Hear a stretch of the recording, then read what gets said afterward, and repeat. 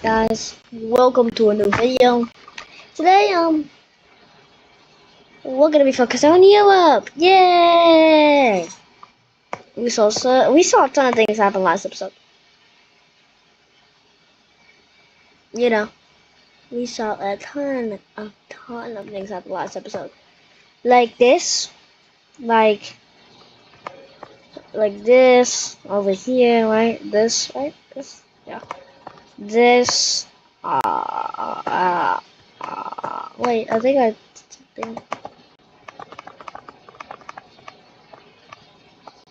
Oh, what is this? Oh yeah, it's Lebanon's colony. Like Lebanon and Cyprus basically hold the same ground right here. So yeah, it's a little weird. I don't really I think I forgot to do an episode plan for the day. Did I?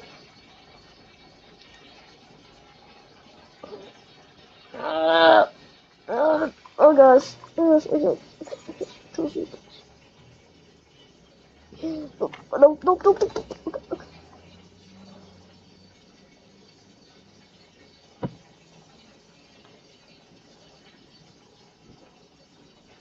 I don't know something. Okay. Oh. I was just about to throw the thing off of like the pillow. Oh. Alright. So I think we're gonna focus on the Balkans because everything happens in the Balkans. That is Kosovo. We're gonna focus on Kosovo. So we're gonna focus on Kosovo, Montenegro, Albania, all the Balkan countries. What about Bulgaria? Well, Bulgaria, and Kosovo, and Bosnia, and and and Lebanon, Cyprus, and Egypt, and all, including who's it gonna be? Including Hungary, are gonna declare war on Serbia. But guess who Serbia's allies with? Yeah, they're allies with some countries. As you can see. But this brings in more countries. Like Romania, Moldova, Ukraine, actually not these countries.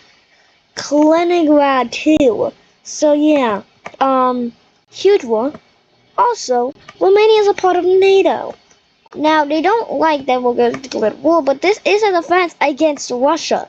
And that means that something's going to happen. But Serbia decides to actually say, wait a minute, they didn't declare war on us because they thought I was weak.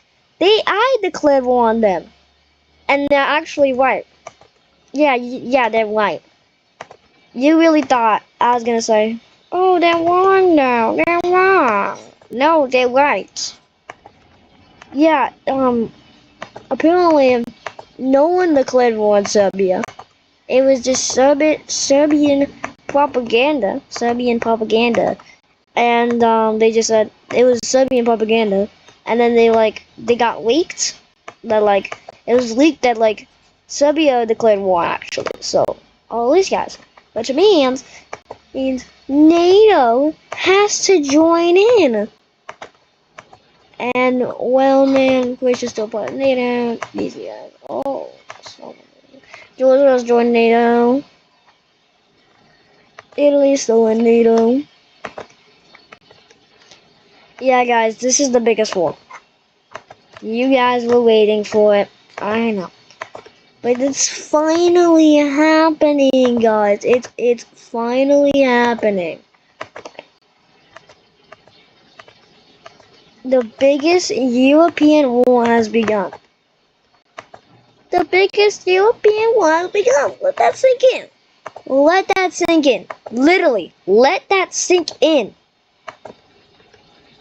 Man, you just don't let people in, don't you? This thing's so nice.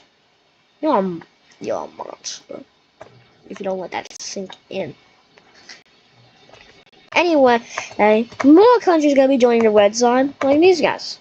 But these guys, they're their own country, so they like to be neutral, right? They want to be a neutral nation. So Russian troops start passing through the border, like, no, we remove that law. Then you can pass through our border. We're gonna declare war. We're gonna join this war too. So we're gonna look at what the battle front line looks like in these two countries, because these are the first battle lines. So Russian troops were moving like this, and over here to get into Ukraine, and they had already made a pretty small front line in Ukraine. Yeah, it was pretty small. Yeah, they had already made a small front line in Ukraine, and we're just starting to thicken it out. But only a small part of the line was thicked out, but this line was thickened. But these guys thought like, oh, no, you can't do that. So, catching these guys off guard, these guys immediately start pushing back against this line, but start to slow down as military groups are able to push back. Now, can you guys tell me which one is which? Like Luhansk? Is this Luhansk or is it Donetsk? Donetsk? Or is this Donetsk? I want to know which one's which. Alright? I just want to know. Leave it down below in the comments. The video we're going for is 2 likes. Can we get 2 likes, guys? Can we get 2? Please? No? Okay. But even with this, up here in the north, it's going actually pretty well. Able to cut off the line of Russian troops, and Ukraine being able to push this small area back. But these guys are able to keep hold in Ukraine, while this area is also able to keep hold, expanding into their territory, but stopping as they get pushed back. And this is what the front line looks like in the northern country. Down here, these guys were not having a good time. With the country in shambles and split into two, little uprisings happened here and there. But with the help of NATO troops arriving in, they were able to smash these uprisings of Russians and able to push back and cut off supply. As the even though, would you guys like to see like Air Force, like what's happening in the air, what's happening in the would you guys like to see Navy and Air Force, and also you can only see military what they're doing. So would you like to see naval forces and Air Force forces? Let me know. I want to know. I think, yeah, this is where the major battles are happening. Now, while this happened and it turned into a stalemate, down here wasn't so much as a stalemate, as the same thing as over here happened.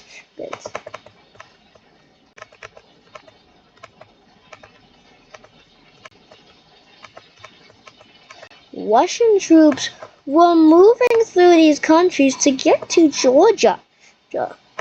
As you can see, basically, Russia never recognized these two nations. They never did. This country tried to fight back, but it wasn't worth it, as they immediately basically got destroyed in this line.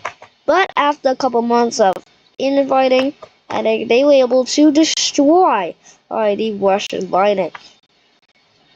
But the Russians in this line actually did keep a pretty nice thing here, which being encircled was actually doing a good job. This area was quickly wiped out, and being in the first troops to land in Russian territory was this small little country. Let me know this country's name and stuff. The war has begun.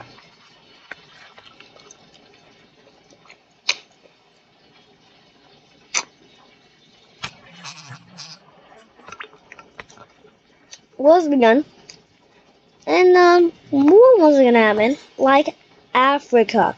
Things gonna happen in Africa. A great war. Libya, and Algeria are gonna join on an attack Tunisia, and Morocco. Oh, I forgot to fill in all of Libya. Oh, that's not what Libya looks like. But yeah, what happens here? And basically, this war has begun. Now let's look in the Balkans and see how things are going. Serbia, even though being literally encircled by countries, is actually doing a good job. You'll probably say, what? No way. Hey, no way. Well, these guys weren't really wet. In the south, though, they aren't doing good, but because of Bulgaria and Kosovo, like these guys were the first ones to join the war. Do you think they joined the war because they just weren't ready? No, they joined the war well because they had for like a years they had been preparing for a war. And Kosovo being a very tourist attraction, people from America are joining the war just to help. It is clarified by the American president not to join this war as a volunteer, yeah, because we don't want that to happen. But these guys don't care. They don't care. Bulgarian and Kosovoan troops meet up in southern Serbia. Yeah. Serbia is already as unstable as it is actually able to hold uprisings down for a long, and they are making sure they do this because in the long term, when this war ends, they want to make sure they're only losing the south. Bosnia and Herzegovina, is now getting invaded into. Bosnian civilians hadn't heard about the war until Serbian troops entered their borders. Citizens of Bosnia were shot down, and even though the citizens walked up to the Serbian troops, wondering why they were here, about to ask, but it didn't work. In the south, though, Serbia's doing even worse. Now with Bosnian troops able to push these guys back a tiny bit, but also entered into their territory, it seemed like Serbia was doing horribly. And we'll check back on Serbia later. Even Montenegro, makes a smaller military excursion into Serbia. And then, they had joined the war. I didn't mean to put them, but they had joined the war. And meet up with Kosovian.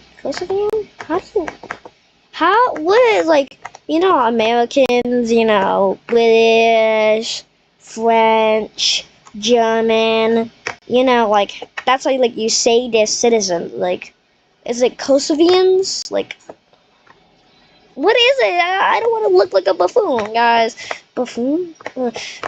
Serbia, though, even though they were having some hard time getting into Bosnia, they were not having a hard time getting into Croatia. You want to know why that? That Croatia was only just a year before the war, just starting to get their economy back on track. And they were still trying to do that, but they had to join in because NATO had joined in. Is it said that a country in NATO can just be neutral? If NATO's in a war, can a country be neutral? A country in NATO, if NATO goes to war, can that country inside of NATO be peaceful? Just a question. Croatia, though, is actually decided to make a small operation, which they call Operation Bosnik. What's Bosnik mean? I don't know. I made up the word, which is to push here, and push here as soon as they start attacking the middle line. So they immediately stopped doing that. And the troops actually get pretty far, thickening out the area before Serbian troops even start attacking. They move through, almost reaching the border. That's when Serbian troops pushed back against the Croatians. The Croatians, with their legendary plan, are able to actually do a insanely good job. Serbia is kind of scared at the Croatians' plan. When Croatia's in a crisis, they definitely got it. I mean, they have limited sea access, but luckily though, they were able to buy this. They were able to get back this island. Yay! But yeah, the war is still going on. Sorry guys, my throat is still sore. I'm sorry, Spain. I forgot about the Spanish islands. Front lines right now is in Georgia, Russia, these two countries, and over here in the Balkans. We're gonna see something happen over here, which is Belarus, Lithuania, all able to make small pushes into Belarus, which is really good because Belarus was the most defended country in the war. Like they could barely even get by. Ukrainian and Polish troops meet up along the border and even connect. They push up over here as Ukraine starts another front line right here. Yeah, to make sure the Belarusians don't get to the capital too quickly. What does Belarus do? Well, they make a small front line around here, yeah, into Ukraine. Now Ukraine's front line looks like this. It's pretty hard to hold down. Russia starts sending small area military groups into here, seeing how Ukraine's focused here and here. But what they didn't realize was the mass amount of bombing they had faced. Ukraine earlier had just made a new weapon called a laser bomb. Yeah, right. We're in the future, guys. Like, I'm gonna make up weapons now. A laser bomb. It's the first weapon made using lasers, which is probably wrong, but it's the first bomb made out of lasers. So when you literally, the laser comes from a gun. You pull once you pull the trigger, a laser is shot out, and once it hits someone, they literally this may be too graphic, but they go oof, like boom. Alright. Sorry YouTube for being a little graphic, but yeah, they just made that. And it's probably gonna change the tide of the war. Because it's not gonna change the tide of the war. The blue team had already been doing good. Is they now are making a huge pushes into Kursk. Right? Is that Kursk? Yeah. So they start like a second Kursk invasion, like right here too. Yeah, they start a second Kursk invasion in here, and they're doing extremely well right here. Yeah, making a big enough area, and also pushing into here. Yeah, making sure they get a lot of area and a lot of front lines to really relay the pressure for Russia. Russia, though, is actually able to destroy this area because most of the laser... Guys, I wonder where the border went. Guys, what happened to the border? Yeah. Because, well, the laser bombs that they were using, or the LAR, laser artificial rifle. Laser artificial rifle. Yeah, that's basically what it is. So yeah, Russia destroyed this area and is now actually making a push towards the Ukrainian capital of Kiev, of going over here. It's a pretty big spearhead, and they're able to thicken it out so it's harder to basically destroy the spearhead. They slow down as Ukrainian troops in the southern area of the spearhead are able to actually make a huge push in using the north, whereas they got pushed back a little, but in the end they were able to cut off all supply. By Russia, even though it cut off all supply and land supply, they were able to fly planes through because they did not care. Because these guys, soon enough, Russia probably was using too many planes, so who knows? Russia probably won't win this war because of maybe weaker Air Force in the end, or maybe they lose Moscow. Who knows? But yeah, all front lines are happening. Now let's focus over here. Yeah, Tunisia and Morocco were not ready for this war, but mainly Algeria and Libya's plan is to destroy Tunisia, then Morocco, then in Egypt, then Lebanon, Cyprus, Turkey. Get to all the way to Serbia, destroy all the Balkans with Serbia, and then there. That's the plan. And it's actually doing pretty good, as Algeria was able to take full control of this lake. Let me know the name of this lake, please. I just want to know, so I can, just know the name. And even if it is a fake lake. If it's fake, you just pick up the map of the lake, alright? But yeah, they start reaching over here towards this lake, but are started by Tunisian military and NATO troops, including UN. Yeah. All militaries around, like Europe, are going all into this war. Like, you got the Caucasian front, the Ukrainian front, the Belarusian front, the Russian front, and the Balkan front. All big fronts. But Moldova, just to end this video off, is able to make a push into the exclave of the communist country,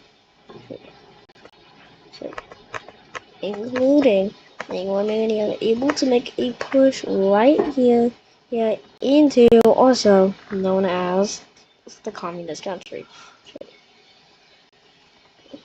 which makes Russia and this country even more mad. While Serbia, on the other hand, is kind of just stuck. They're kind of just stalemated and on all sides. Even this is stalemated right here.